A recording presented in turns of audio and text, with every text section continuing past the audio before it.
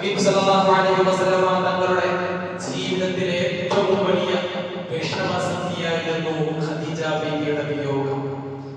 നബി സല്ലല്ലാഹു അലൈഹി വസല്ലമ തങ്ങളുടെ നബുവത്തിന്റെ 10ാമത്തെ വർഷം ഖദീജ ബീവി ജീവിതത്തിൽ നിന്നും അടർന്നു മാറുകയാണ്.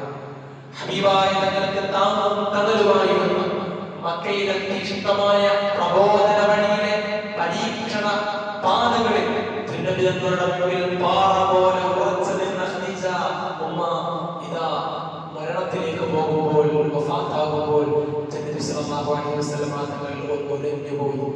ഏതൊരു ഭാര്യയ്ക്കും ഒരു ഭർത്താവിനെ സംബന്ധിച്ചിടത്തോളം തന്റെ ഇടയ്ക്കെന്തെങ്കിലും സംഭവിച്ചാൽ, തന്റെ ഇടം തന്റെ ജീവിതത്തിൽ നിന്നും വേർപെട്ടാൽ, തന്റെ ജീവിതത്തിന് സുഖവും സൗരഭ്യവും സന്തോഷവും പകർന്നിരുന്ന ഇട തന്റെ ജീവിതത്തിൽ നിന്നും പറന്നു മാറിയ ആ ഒരു ഭർത്താവ് സഹിക്കുന്ന വേദനയും വിഷമവും, ആ ഭർത്താവിന്റെ ജീവിതത്തിൽ ഉണ്ടാകുന്ന ഉലച്ചിലും തളർച്ചയും വളരെ വലുതായിരിക്കും.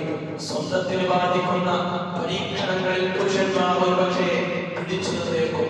പക്ഷേ തന്റെ ഭാര്യ കരയുന്നത് കാണുമ്പോൾ, തന്റെ ഭാര്യ എന്ന് പറയുന്നത് കാണുമ്പോൾ, ഭാര്യയ്ക്ക് ഒരു പരീക്ഷണം നേരിടുമ്പോൾ, ഭാര്യ ഒന്ന് വിഷമിക്കുന്നത് കാണുമ്പോൾ, ഭാര്യ ഒന്ന് രോഗിയാകുമ്പോൾ, ഭാര്യയ്ക്ക് എന്തെങ്കിലും വിപത്തുകൾ വന്നു ഭവിച്ചാൽ, അത് പുരുഷന്മാരെ സംബന്ധിച്ചിടത്തോളം സ്വന്തം പ്രശ്നങ്ങളിൽ താങ്ങി നിൽക്കാൻ കഴിയുന്ന പുരുഷനെ അത് സഹിക്കാൻ കഴിയുന്നതിനും അപ്പുറമായിരിക്കും. പ്രത്യേകിച്ച് സ്നേഹവതിയായ ഒരു ഭാര്യയെ സംബന്ധിച്ചിടത്തോളം അത് പുരുഷനൊരിക്കലും മറക്കാൻ സാധ്യമല്ല. നബി സല്ലല്ലാഹു അലൈഹി വസല്ലമ തങ്ങളുടെ മക്ക കാലഘട്ടത്തിലെ ഏറ്റവും അനിവാര്യമായ ഒരു ദിശയാണ് ഖദീജ ബീവിയുടെ വിയോഗം. ഹബീബ് സല്ലല്ലാഹു അലൈഹി വസല്ലമ തങ്ങളുടെ ആ വിഷമം ചരിത്രം രേഖപ്പെടുത്തുന്നു. അതേ വർഷമാണ് താങ്ങും തണലുമായിരുന്ന അബൂ താലിബിന്റെയും വിയോഗം.